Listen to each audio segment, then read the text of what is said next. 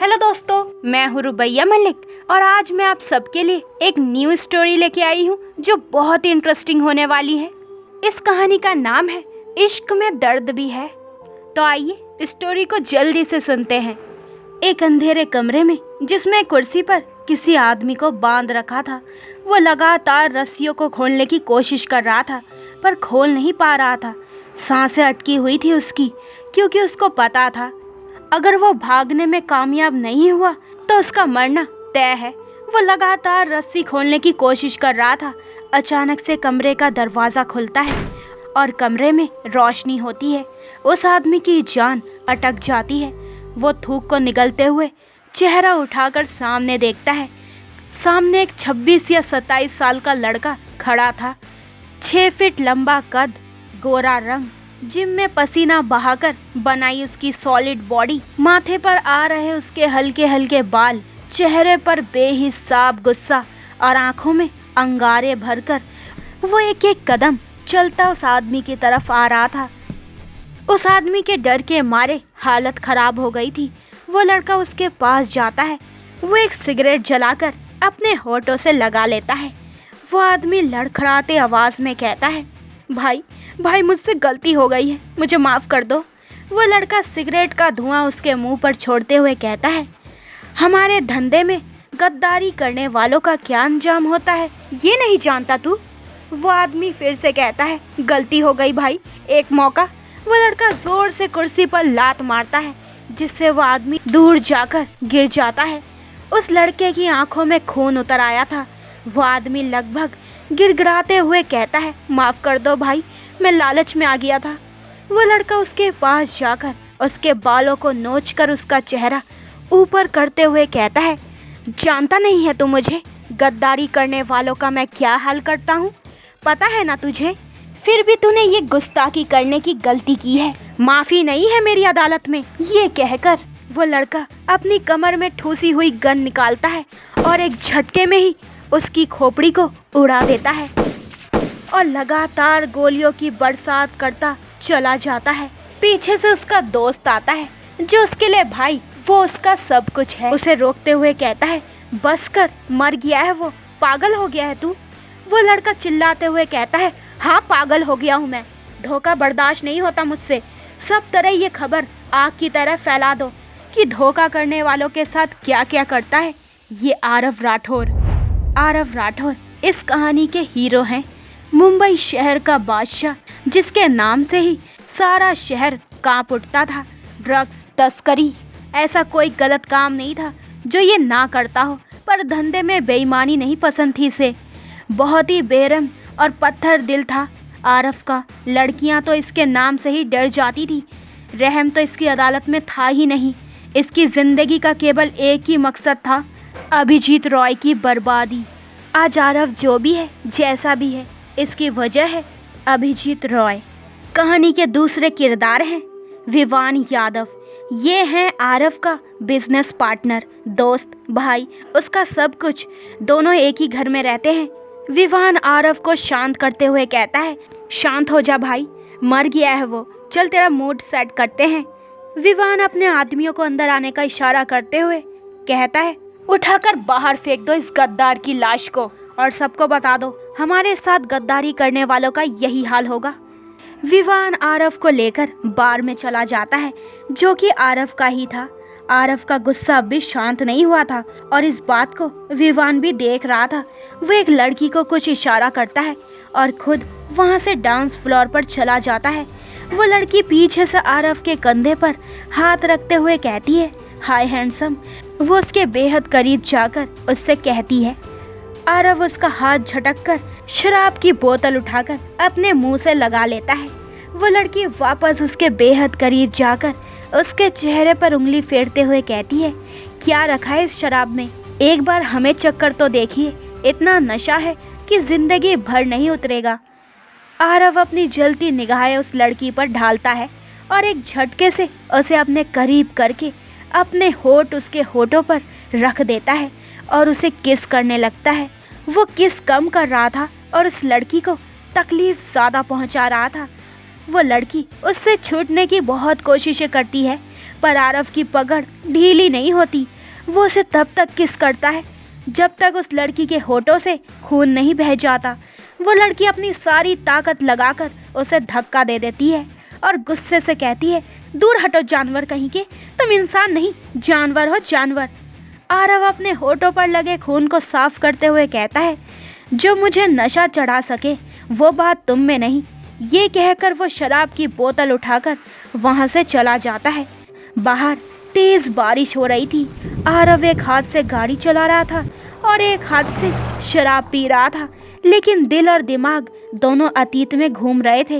वो एकदम से गाड़ी रोक देता है और खुद बाहर आकर बारिश में भीगने लगता है। आंखें अब भी गुस्से से लाल थी। अंधेरा बहुत था, बस उसकी गाड़ी की हेडलाइट की रोशनी थी जो कि दूर तक जा रही थी। अपनी गाड़ी से टिककर खड़ा वो शराब पी रहा था और भीग रहा था। अचानक से पीछे से आकर उसको पीठ से पकड़कर एक लड़की घबराई सी आवाज़ में कहती है, बचा लीजिए, प्लीज़ बचा लीजिए। सांस नहीं आ रही थी उसको, अंधेरे की वजह से चेहरा नहीं दिख रहा था उसका। आरव पीछे मुड़कर देखता है और बारिश में ही अपना फ़ोन निकालकर उसकी टॉर्च लाइट जलाकर लड़की के चेहरे पर मारता है। वो लड़की एकदम से अपनी आंखें बंद कर लेती है। ब्लैक कलर का चूड़ीदार बाल खुले हुए जो कि उसके चेहरे पर आ रहे थे, चांद सा चमकता चेहरा, गुलाबी होठ, काली गहरी आंखें, बारिश में पूरी भीग गई थी वो, और उसके कपड़े उसके बदन से चिपक गए थे। पीछे से कुछ गुंडों की आवाज़ आती है। वो गुंडे चिल्ला रहे थे, वो रही, पकड़ो उसे। उनकी आवाज़ सुनकर वो लड़की एकदम से आरव के पीछे छिप जाती है और कहती है, बचा लीजिए मुझे, वरना ये लोग, वो गुंडे उनके करीब आ जाते हैं। उसमें से एक गुंडा कहता है, अबे ओए, छोड़ उस लड़की को, ज़्यादा हीरो मत बन, चल हट यहाँ से। उस लड़की ने कसकर आरव को पकड़ रखा था और उसका पूरा शरीर कांप रहा था। गुंडा फिर से कहता है, सुना नहीं तूने? कड़कती बिजली की रोशनी जैसे ही आरव के चेहरे पर पड़ती है, उन लड़कों के डर के मारे हालत खराब हो जाती है। आवाज़ नहीं निकल रही थी उनकी। वो लोग वहाँ से भागने में ही अपनी भलाई समझते हैं। आरव वापस उस लड़की का चेहरा देखता है जो बहुत ही घबराई हुई थी। उनके जाने के बाद वो एकदम से आरव को छोड़ देती है और अपने हाथों से खुद को ढकने की कोशिश करती है। नजरें उठाकर आरव की तरफ देखती भी नहीं है वो। आरव अपना कोट उतारकर उसके ऊपर फेंकते हुए कहता है, पहनो इसे। वो लड़की जल्दी से कोट पहन लेती है। बारिश अब पहले से हल्की हो गई थी, लेकिन रुकी नहीं थी। आरव एक सिगरेट जलाकर होठों पर रखते हुए अपनी गहरी नज़रें उस लड़की पर ढालता है जो कि अपना सर झुकाकर खड़ी थी। आरव सिगरेट को सुलगाते हुए कहता है, नाम? वो लड़की कहती है, नैना। आरव एक हाथ से उसे कमर से पकड़कर अपने करीब कर लेता है, जिससे नैना डर जाती है। आरव उसकी कमर पर हाथ कसते हुए कहता है, किसने भेजा है तुम्हें? नैना हैरानी से कहती है, जी। आरव उसकी कमर पर और भी जोर लगाते हुए कहता है, मैंने पूछा किसने भेजा है तुम्हें? वो इतनी जोर से उसकी कमर को दबा रहा था कि दर्द के मारे नैना के आंसू आ रहे थे। वो दर्द से कहराते हुए कहती है, छोड़िए, मुझे दर्द हो रहा है। आरव एक झटके से उसे और भी करीब करते हुए कहता है, दर्द देना तो मैंने अभी शुरू भी नहीं किया। नैना बहुत डर जाती है। डर के मारे उससे कुछ बोला नहीं जा रहा था, होठ कांप रहे थे उसके। आरव की नज़र उसके कांपते गुलाबी होठों पर पड़ती है। वो उसके होठों पर झुकने लगता है। नैना कसकर अपनी आंखें बंद करते हुए कहती है, अगर ऐसा ही करना था तो उन लोगों से क्यों बचाया? उसके आंसू लुढ़क कर उसके गालों पर आ गए थे। आरव बीच में ही रुक जाता है। उसका ध्यान उसके आंसुओं पर जाता है। वो एक झटके से उसे छोड़ देता है। शायद उसे उस पर यकीन हो गया था कि वो किसी की भेजी हुई कोई जासूस नहीं है। नैना अपनी आंखें खोलती है। आरव उसकी तरफ पीठ करते हुए कहता है, मुंबई की तो लगती नहीं हो तुम, कहाँ से आई हो? नैना कहती है, मेरे मम्मी पापा नहीं हैं, बचपन में ही वो। आरव के हाथों की मुठ्ठियाँ कस जाती है। नैना फिर से कहती है, मैं गांव में अपनी दादी के पास रहती थी, लेकिन अब दादी भी नहीं रही। यहाँ मेरे मामा मामी रहते हैं जो मुझे यहाँ लेकर आ गए थे और मुझे गलत लोगों को बेच। ये कहकर वो ज़ोर ज़ोर से रोने लगती है। आरव का गुस्सा बढ़ता ही जा रहा था और वो फिर कहता है, कहाँ रहते हैं तुम्हारे मामा मामी? अचानक से उसे गिरने की आवाज़ आती है। वो पीछे मुड़कर देखता है कि नैना सड़क पर बेहोश पड़ी है। वो सिगरेट को एक तरफ फेंक देता है और नैना को गाड़ी में लेटाकर अपने बंगले की तरफ चला जाता है।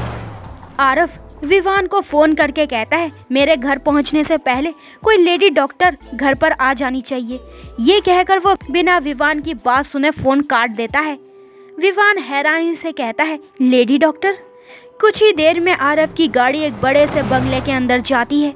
विवान बेचैनी से उसका इंतज़ार कर रहा था और एक लेडी डॉक्टर भी सोफे पर बैठी थी। आरव नैना को अपनी बाहों में उठाए घर के अंदर आता है।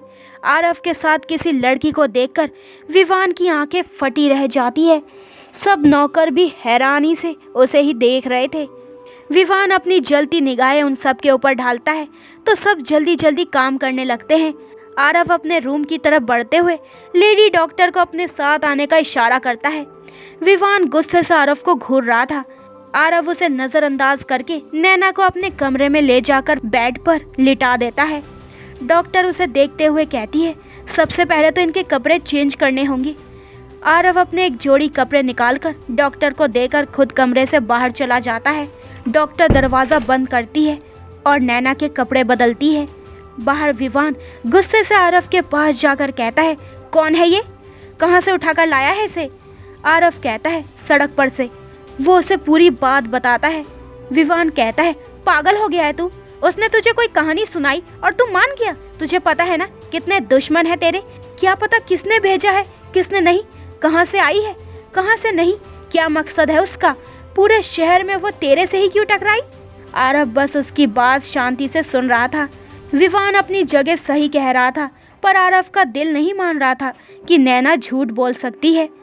विवान कुछ और कहता उससे पहले ही डॉक्टर रूम से बाहर आती है और आरव के पास आकर कहती है, देखिए इनकी हालत बहुत ख़राब है, 2 दिन से कुछ खाया भी नहीं है और नींद की इंजेक्शन की हैवी डोज भी दी गई है, तो ये मेंटली काफ़ी डिस्टर्ब है।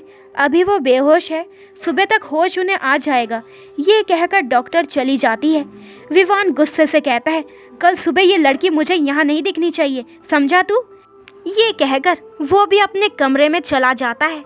आरव अपने कमरे में जाता है और नजरें जाती है बिस्तर पर बेहोश पड़ी नैना पर। आरव अपने गीले कपड़े निकालकर एक तरफ फेंक देता है और दूसरे कपड़े पहनकर बालकनी में जाकर खड़ा हो जाता है। उसके कान में विवान की बातें घूम रही थी, पूरे शहर में ये लड़की बस तुझसे ही टकराई, क्यों? दूसरी तरफ नैना की मासूमियत उसके दिल में घर कर गई थी। नैना का वो मासूमियत से बोलना, अगर यही करना था तो लोगों से क्यों बचाया? बहुत बेचैन हो गया था वो। कमरे में जाकर वो टेबल पर रखी शराब की बोतल को अपने होठों से लगा लेता है और सोफे पर बैठ जाता है। नजरें बार बार नैना के मासूम चेहरे पर जा रही थी। पूरी रात वो वहीं सोफे पर बैठकर नैना को देखता रहता है। सुबह होती है और बालकनी से आती हल्की हल्की धूप नैना के चेहरे पर पड़ती है, जिसमें उसका गोरा रंग निखर कर आ रहा था। आरव उठकर वॉशरूम में चला गया था। नैना की नींद खुलती है। उसका सर अभी भी भारी था। वो अपना सर पकड़कर उठती है। खुद को एक अनजान जगह पाकर वो बहुत ही घबराहट महसूस करती है। उसे याद आता है कि वो सड़क पर बेहोश हो गई थी। उसके बाद उसके साथ क्या हुआ और क्या नहीं, उसे कुछ याद नहीं। उसका ध्यान ज़मीन पर पड़े अपने कपड़ों पर जाती है और पास में पड़े आरव के कपड़ों पर भी, और फिर अपने बदन पर किसी मर्द के कपड़ों को देखकर वो चौंक जाती है और अपने आप से कहती है, रात को मेरे साथ क्या हुआ? ये वो खुद ही सोच लेती है। वो अपना चेहरा दोनों हाथों में भरकर रोने लगती है। ठीक उसी समय आरव नहाकर बाहर निकलता है। उसने केवल पैंट पहनी हुई थी, शर्ट नहीं। उसकी नज़र नैना पर पड़ती है जो रो रही थी। वो उसके पास जाकर कहता है, क्या हुआ, रो क्यों रही हो? नैना चेहरा उठाकर उसकी तरफ देखती है और आरव को देखकर उसे उसकी रात की हरकतें याद आ जाती है। उसे लगता है कि आरव ने उसके साथ। आरव उसके थोड़ा और पास जाकर कहता है, तुम ठीक हो? नैना गुस्से से एक चांटा रख देती है उसके गालों पर। आरव के हाथों की मुठ्ठियां कस जाती है। नैना कहती है, शर्म नहीं आती आपको? जिसकी कल इज्जत बचाई उसी के साथ, छी, धोखा किया है आपने। आरव उसकी बातों का मतलब समझ जाता है। नैना कहती है, मेरे बेहोश होने का फायदा? उसकी बात बीच में ही रह जाती है। आरव भी उसे जोर से एक थप्पड़ मारता है। नैना अपने गालों पर अपना हाथ रखकर आंसू भरी निगाहों से उसकी तरफ देखती है। आरव उसके ऊपर झुकते हुए बेहद ही गुस्से में कहता है, धोखा नहीं करता आरव राठौर किसी के साथ। नफरत है मुझे धोखे से और धोखा करने वालों से। वो इतनी तेज चिल्लाता है कि नैना अंदर तक सहम जाती है। आरव फिर से कहता है, बिस्तर गर्म करने के लिए लड़कियों की कमी नहीं है मेरे पास, जो मुझे तुम्हारा फायदा उठाना पड़े। जितना आरव गुस्सा कर रहा था उतने ही प्यार और मासूमियत से बोलती नैना कहती है, तो फिर मेरे कपड़े। पीछे से वही डॉक्टर आती है और कहती है, मैंने चेंज किए हैं। आरव नैना से पीछे हो जाता है और गुस्से से बाहर चला जाता है। वो डॉक्टर नैना के पास जाकर कहती है, तुम भीग गई थी और ठंड से कांप रही थी, फिर मैंने तुम्हारे कपड़े बदले। तो दोस्तों, ये वाला एपिसोड यहीं पे ख़त्म होता है। अगले एपिसोड में जानेंगे कि इस कहानी में आगे क्या होने वाला है। क्या नैना को अपनी गलती का एहसास होगा, जो इल्ज़ाम उसने आरव राठौर पर लगाए थे। तो आगे के एपिसोड और भी इंटरेस्टिंग होने वाले हैं। तो मेरे चैनल को जल्दी से सब्सक्राइब कर दें ताकि आपको मेरे न्यू एपिसोड का नोटिफिकेशन सबसे पहले मिल जाए। लाइक शेयर करें और कमेंट्स करके मुझे ज़रूर बताएं कि आप लोगों को ये नई स्टोरी कैसी लग रही है। अपना ख्याल रखें। बाय दोस्तों।